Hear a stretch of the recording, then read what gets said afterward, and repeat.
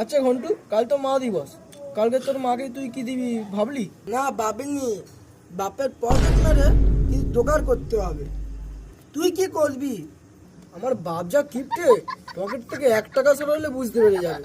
আর যদি ধরতে পারে রে, মেরে গাঁড় ফাটিয়ে দেবে। তাহলে তুই তোর মাতে কিছু দিবি না? মা দিব তো। দেখি, বাবার থেকে পয়সা নেওয়ার চেষ্টা করব। Next day. বাবা, আজ তো মা দিবস, কিছু টাকা দাও না, মায়ের জন্য উপহার কিনবো। কিছু এলে পিছন মার ভালো থাকিস, হ্যাঁ? তা দেবে কেন?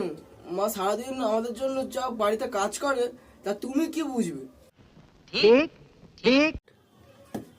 কি হলো, বাপ বেটা মিলে তো চিৎকার করছিস কেন? না না, কই চিৎকার হচ্ছে, বাবা আমাকে একটা গল্প বলছিল। समझ रहे हो?